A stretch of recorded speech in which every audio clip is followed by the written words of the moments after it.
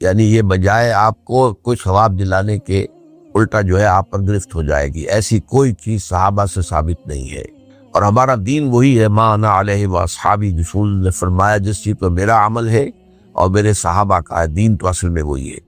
جہاں تک ایصال ثواب کا تعلق ہے، اس میں ہمارے ہاں ذرا کافی مختلف آراء موجود ہیں۔ مجھے اس رائے سے اتفاق ہے کہ مالی اگر کوئی عبادت ہے، اس کا ثواب آپ اپنے کسی فوت شدہ بزرگ کو منتقل کر سکتے ہیں۔ مطلب آپ نے کسی بیوہ کی کوئی مدد کی ہے، کسی یتیم کی کوئی مدد کی ہے، کسی دینی کام میں پیسہ لگایا ہے، کوئی صدقہ جاریہ شروع کیا ہے خدمت خلق کے لیے وغیرہ وغیرہ، اس کی تو جو ہے اس کے ثواب کو منتقل کیا جا سکتا ہے کہ اللہ اس کا ثواب میرے والد یا میری والدہ کے منہ کو پہنچا دے۔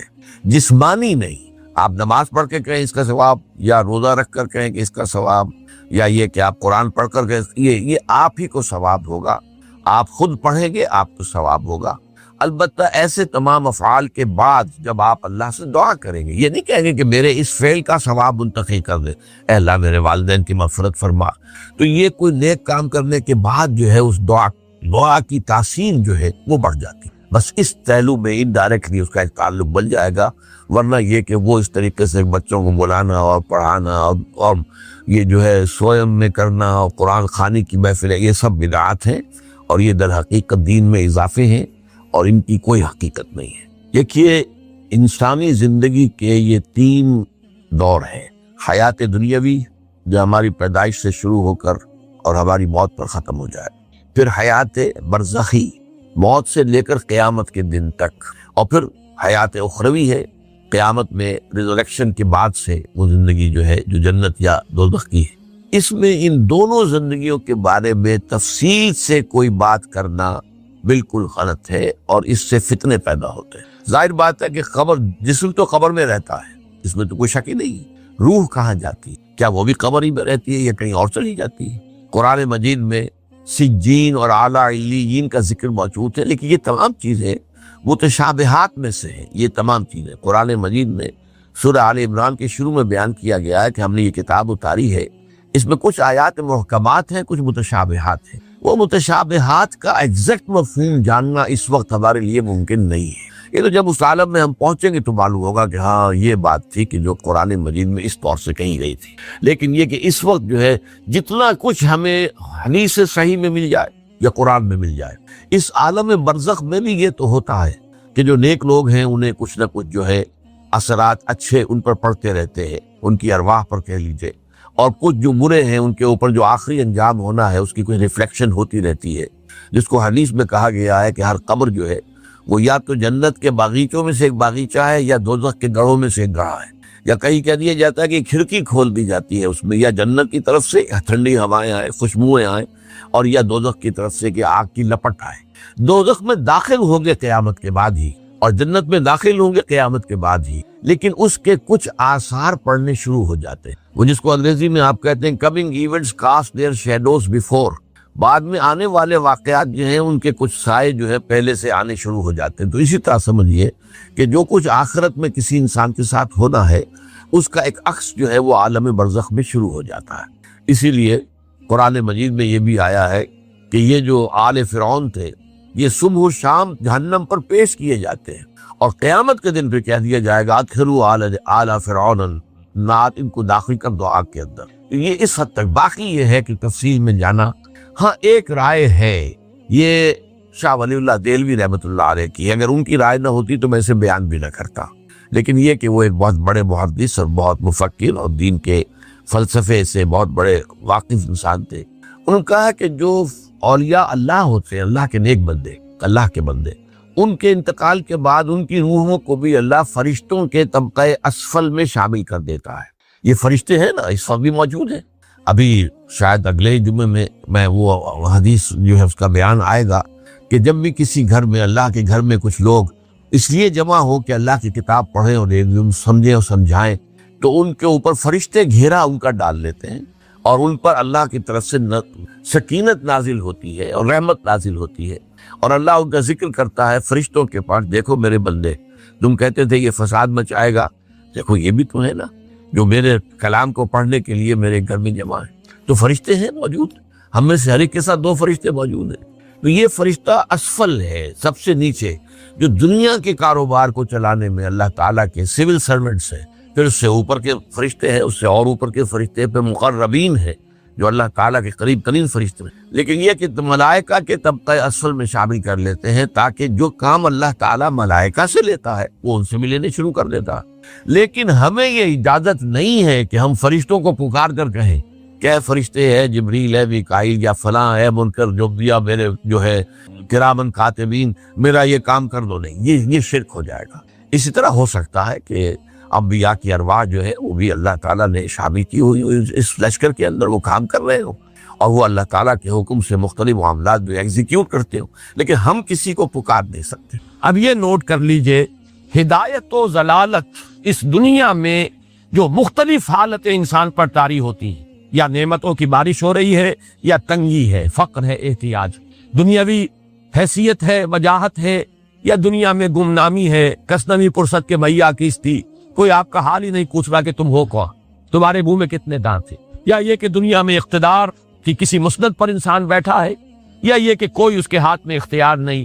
یہ تمام جو حالات انسان پر طاری ہوتے ہیں، ان کے جواب میں جو طرز عمل فکری اعتبار سے اور عملاً انسان اختیار کرتا ہے اس کے 4 درجے ہیں. پہلا درجہ ہے انتہائی گمراہی، ضل ضلالا بعیدا.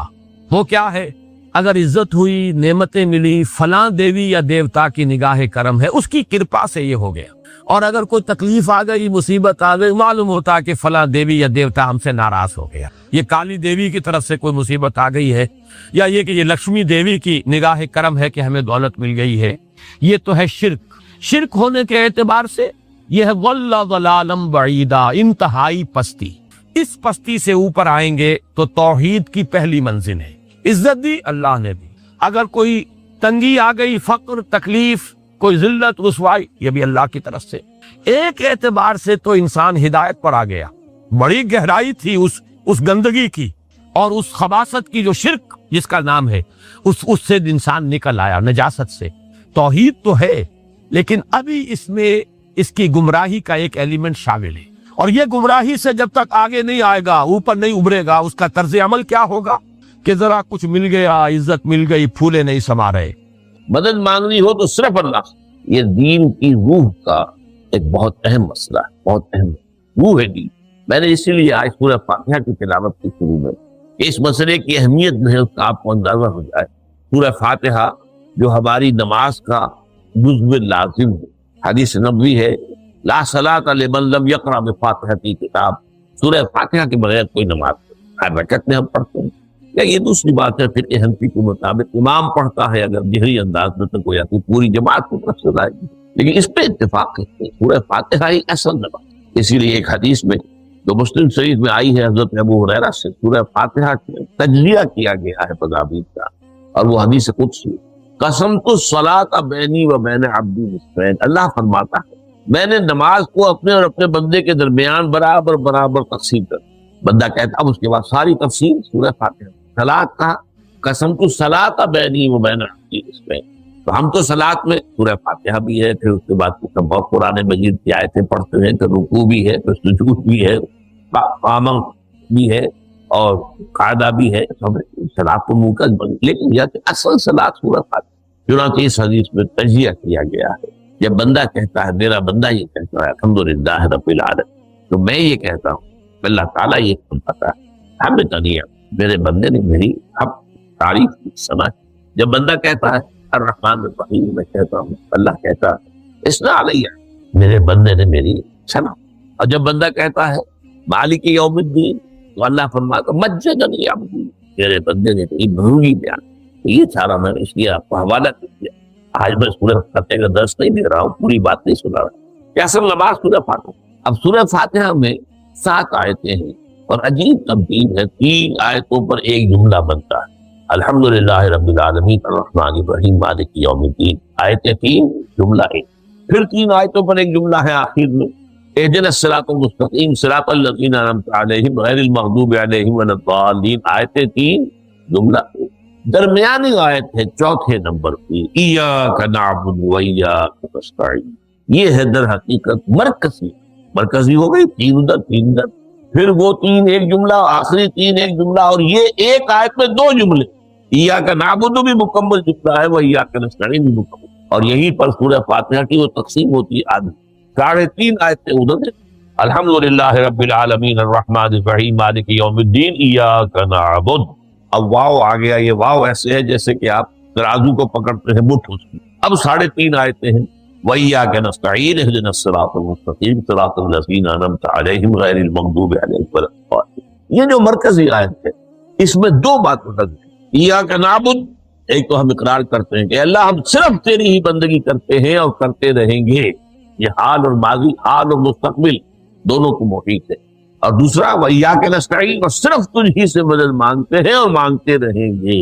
یہ گویا کہ دین کا ایک مرکزی نقطہ ہے، جو صلاۃ کا مرکزی نقطہ ہے وہی طرح کی دین کا۔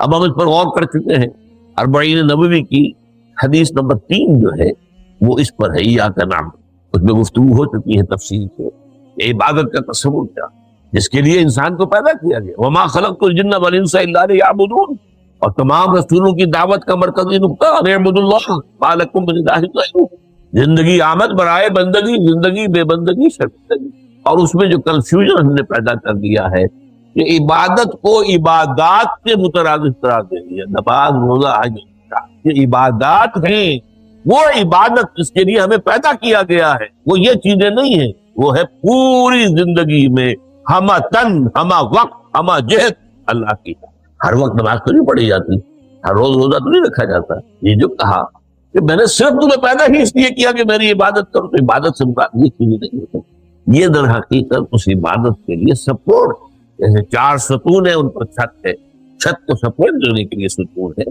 ستونوں کی معنویت ہی تب ہے جبکہ چھت ہو، ورنہ کیا کہیں گے کس لیے کھڑے کر دیے 4 ستون، پاگل تو نہیں تو کس لیے، بٹ فور، جب تک کہ چھت کا تصور، شامیانے کے لیے 4 آپ نے بانس کھڑے کیے ہیں اس لیے اس شامیانے کو سپورٹ کر دیتے۔ تو اب اس میں جو ایک مضمون آیا وہ یہاں بھی آ گیا اس حدیث میں، تو قرآن مجید کی آیت میں ایاک نعبد وایاک نستعین، یہ ہے دوسری بات جس پر کہ آج کی ہماری مرکزی جو مضمون ہے وہ یہ حدیث، تجھ ہی سے مدد مانگتے ہیں اور مانگتے رہیں گے۔ اللہ تعالیٰ سے مدد مانگنا، اب آپ جو سمجھیے کہ مدد جو مانگی جاتی ہے مختلف الفاظ استعمال ہو سکتے ہیں، استعانت وہ ایک حدیث میں بھی آیا، قرآن میں بھی آیا سورہ فاتحہ میں، ایاک نستعین، استمداد مدد طلب کر، استنصار نصرت مانگنا، استدعاء کوئی دعا کرنا کسی کام کے لیے، استغاثہ کسی کی دعائی دینا، یہ تمام ایک قبیل کی چیزیں ہیں، ان کو جمع کر دیں گے استعانت۔ اب استعانت ایک تو ہے عام مادی دنیا کے اصول کے اندر، میں کسی کہوں بھائی مجھے ذرا پانی پلا دینا، یہ بھی استعانت ہی تھی نا، میں نے اپنی ایک ضرورت کو پورا کرنے کے لیے اسے مدد کریں، اس میں کوئی شرط نہیں، کوئی برائی نہیں، معلوم ہے یہ ایک عام مادی قوانین کے تحت ہوگا۔ یہ علیحدہ بات کہ حضور کے بارے میں یہ آتا ہے صلی اللہ علیہ وسلم کہ آپ کبھی ایسے کام کے لیے بھی کسی کو نہیں کہتے، یہاں تک کہ اگر آپ سواری پر ہوتے تھے اور آپ کا جو کوڑا ہے وہ نیچے گر گیا تو آپ اپنی سواری کو بٹھا کر یا اتر کر خود کوڑا اٹھاتے تھے، کسی سے کہتے نہیں تھے کہ مجھے ذرا اٹھا۔ تو یہ استدعاء، استعانت، استمداد، اس میں ایک درجے ہیں، بڑے اونچے درجے بھی ہیں، لیکن عام حالات میں ہم مادی قوانین کے تحت اگر کوئی مدد چاہے کسی سے تو کوئی بری بات نہیں، اس میں کوئی شرک نہیں، اس میں کوئی کفر نہیں، اگرچہ بعض حضرات میں نزدیک اس کا ایک درجہ ہے وہ میں بعد میں بیان کروں، لیکن یہ کہ ماورائی انداز کسی غیر مرئی حقیقی یا موہومہ شخصیت سے مدد مانگنا، یہ شرک، غیر مرئی حقیقی فرشتے ہیں، غیر مرئی ہے حقیقی، موہومہ جنہوں نے گاڈز اینڈ گاڈیسز اور آلہہ بنا لیے، دیویاں دیوتیا بنا لیے، یہ موہومہ ان کے وہم کی پیداوار، وہ بھی غیر مرئی ہے، وہ ان کی انہوں نے تصویریں بنا دی ہیں پوجنے کے لیے، لیکن وہ یہ کہتے ہیں کہ یہ تصویریں جو ہم نے بنائی ہیں یا یہ مجسمے بنائے ہیں، بت بنائے ہیں، یہ صرف توجہ کے ارتکاز کے لیے تاکہ پورا مراقبہ کر سکے، ہم اپنی توجہ کو مرکوز کر سکتے، ہمیں نہیں پتا ہے کہ ان بتوں میں کچھ نہیں۔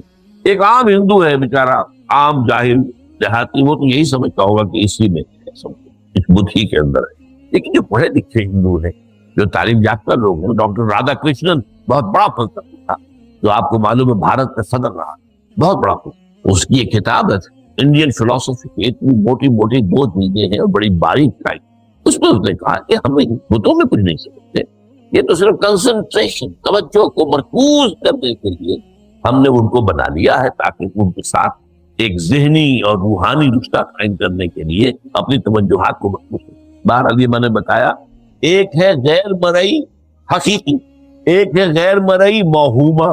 غیر مرئی حقیقی میں فرشتے بھی معلوم ہے یہاں موجود ہیں، کرامن کاتبین ہیں، لیکن میں یہ نہیں کہہ سکتا کہ ذرا میری یہ مشکل دور کر دو۔ اس فرشتے سے میں مخاطب نہیں ہوں، یہ شرک ہو جائے۔ حالانکہ ہمیں معلوم ہے فرشتہ ہے، فرشتے تو اس وقت ہمارے اس مجمع کو گھیرے ہوئے۔ حضور کی حدیث، مجتمع قوم فی بیت من بیوت اللہ یتلون کتاب اللہ ویدارسونہ بینہم الا حفتہم الملائکہ وغشیتہم الرحمہ۔ جب بھی کبھی میرے گھروں سے کسی گھر میں میرے بندے جمع ہوتے قرآن کو پڑھنے اور سمجھنے کے لیے، سمجھنے سمجھانے، تو فرشتے ان کے گرد گھیرا ڈالے اور ان پر رحمت چھا دے اور سکینت ان پر آسمان سے نازل، اور اللہ تعالیٰ ان کا ذکر کرتا ہے فی من عندہ۔ دیکھو اے فرشتوں، تم تو کہتے تھے نا کہ اے اللہ تو یہ صحیفہ بنانے چلا ہے، آدم ہی تو دنیا میں فساد بچائے گا۔ دیکھو وہ میرے بندے وہ کیا کر رہے ہیں، اللہ تعالیٰ ذکر کرتا ہے ان کا اپنی اس مجلس میں، وہ جو ملائے اعلیٰ کی مجلس، جو اللہ تعالیٰ کے قریب ترین جو فرشتے، تو فرشتے ہیں لیکن مدد نہیں مانتے۔ اسی طرح اب ذرا مسئلہ دوسرا وہ مختلف بھی ہو جائے گا۔ میں نے پہلے وہ بات کی جس میں اختلاف کا امکان ہے، فرشتے تو ہے ان پر ہمارا ایمان، اور اصل میں ایمان بالملائکہ ہی کی شکل بگڑی ہے۔ یہ جو گاڈز اور گاڈیسز بنا لیے گئے اور دیوی اور دیوتا بنا لیے گئے اور آلہہ بنا لیے گئے، ملائکہ ہی کی، ملائکہ کو اللہ نے ایک ایک کانتوں میں معمور کیا ہوا ہے۔ یہ پہاڑوں کا فرشتہ ہے، یہ بارش کا فرشتہ ہے، یہ فلاں کا فرشتہ ہے۔ انہوں نے انہی کو دیوتا بنا لیا، بس غلطی کیا لگی کہ ان کا کوئی اختیار، ہمارا ایمان کا فرشتوں کا اختیار کوئی نہیں۔ یفعلون ما یؤمرون، جو اللہ حکم دیتا ہے ان کا کوئی، بس یہ باریک سا پردہ ہے۔ یہی ایمان بالملائکہ بن گیا ہے، دیویوں دیوتاؤں کو شکل اختیار۔ عرب کے لوگ خدا کی بیٹیاں کہتے تھے، یہ فرشتے خدا کی بیٹیاں ہیں، ان کے نام پر لات، یہ مؤنث نام ہے، لات، عزا، عزیز کا مؤنث، منات، یہ سب مؤنث، یہ دیویاں ہیں، یہ اللہ کی بیٹیاں ہیں، فرشتے۔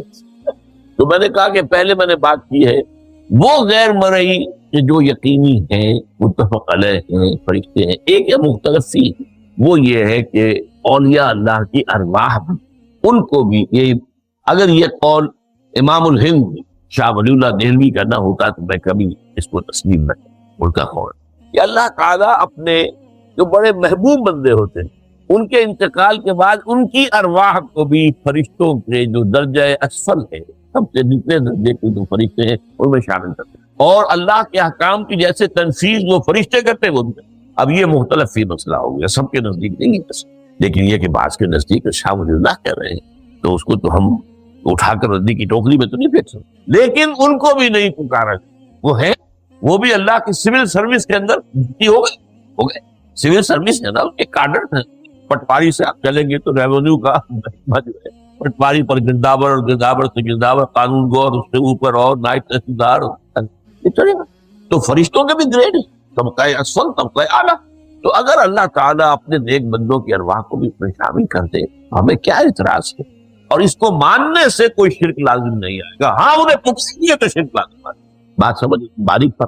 فرشتوں کو مانتے ہیں، پکارنا، مدد نہیں مان سکتے۔ اسی طریقے سے ان کو آپ مانتے بھی ہوں کہ وہ ملائکہ کی آخری صف میں ان کو بھی اللہ نے بھرتی کر دیا ہے، تو ٹھیک ہے، لیکن یہ کہ آپ اختلاف کریں، اختلاف بھی کرتے ہیں۔ اتنی بڑی بات کے لیے کوئی دلیل قرآن مجید سے ہمیں نہیں، یہ سب کہتا ہے یہ کہ یہ قول ہے محدث کا ہے، لیکن در اس بات فرق جو بتا رہا ہوں، ان کو یہ مان لینا کہ فرض کیجئے شیخ عبد القادر جو ہے بغدادی گیلانی رحمت اللہ علیہ، ان کی روح اب کہیں آ سکتی ہے، ارواح آ سکتی ہے، جیسے ملائکہ آ سکتی ہے، روح محمدی صلی اللہ علیہ وسلم، لیکن ہم اس وقت محمد کو پکاریں گے نہیں، پکارا کہ پھر دعوت جب دعا کی تو پھر یہ